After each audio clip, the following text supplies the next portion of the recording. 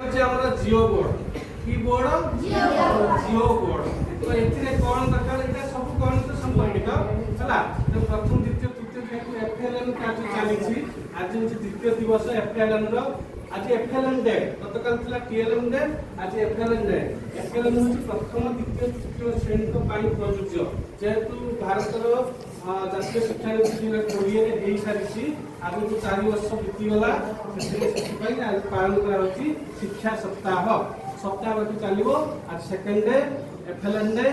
foundational literacy and numeracy day तो एथिरे विभिन्न पिलांक उपकरण जोटा कि गणित कलिका आंदोलन एटा हेतला एटा विभिन्न प्रकार टीएलएम बा उपकरण सब रहिछि एटा जे जियो बोर्ड एटा ज्यामितिक बोर्ड जोटा कि हम विभिन्न आकृति रे एटा को हम करबा कोन ज्यामितिक आकृति जेपरि कि साधारण तथा वर्ग क्षेत्र